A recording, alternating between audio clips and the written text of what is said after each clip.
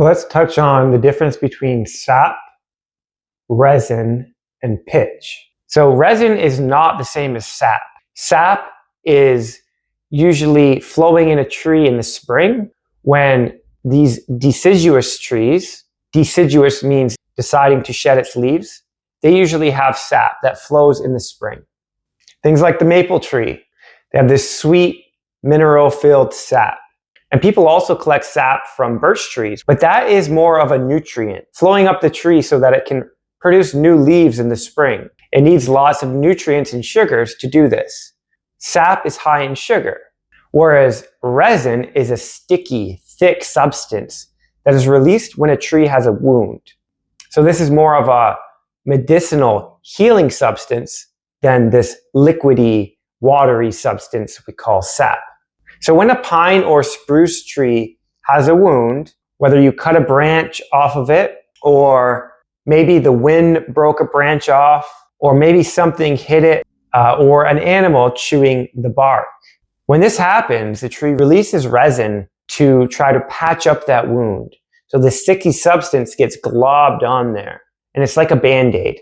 No bugs can get in, no dirt can get in, no debris can get in, no bacteria gets in. It's antibacterial, antifungal, so no fungus spores can get in there and attack this tree in its weak spot.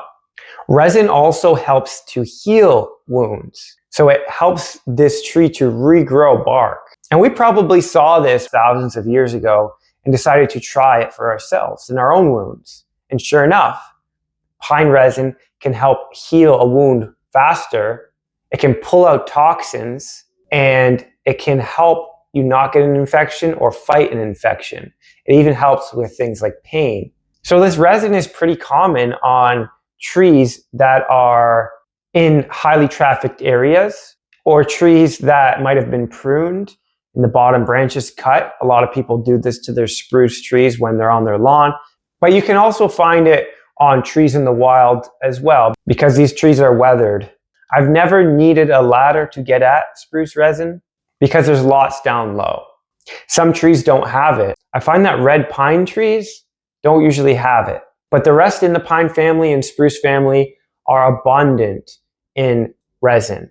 And sometimes it's different consistencies. And over time, this sticky resin hardens due to it being exposed to the air and the elements. So older resin, as it gets older, it starts to harden.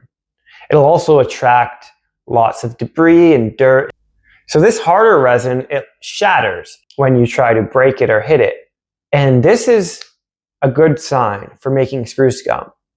When you hear the word pitch, this usually refers to the hardened resin. Sometimes it also refers to glue when you're using this resin as glue. You don't want it to shatter too much though. If it becomes brittle, sandy as you try to break it up. So we're going to try to stay in the middle with the hard resin. It won't stick to your hands for making gum. Don't use the fresh, new, sticky stuff. That is great for other applications, like making salves. But for gum, we're going to want the stuff that's a little bit older. But don't worry too much about this. I collect a lot of resin and I just mix it all together, and then it balances itself out. You just want to really avoid that fresh, really sticky resin, because that stuff is going to stick to your teeth and it's not going to be very pleasant. The spruce gum we're going to make should taste very mild. Pine resin is obviously going to taste more strong and more astringent, and spruce just has a very, very slight astringency to it. You can chew it for hours. It's not an unpleasant taste, it's actually quite pleasant. It tastes like a forest or like a Christmas tree, some people say, or like Christmas. It's not really a taste that we're used to, so it's going to be unique for you. I've tried black spruce and I find it to be a little bit more strong. Some people say they prefer black spruce gum. I ate some of this pink gum and I found it to be very mild and almost tastes like bubble gum. So we are going to need to process this resin a little bit because it is full of dirt, debris, the odd bug, pine needles, spruce needles, grass. You would be surprised how much debris is in this resin. Although if you do find some really good quality, if you find the perfect resin that you can almost see through. You can see that there's no debris in there, and that is hard, you might be able to chew it straight off the tree. Some stuff will be perfect and it will turn into gum in your mouth. You almost have to experiment and try it a few times before you get the hang of what to look for.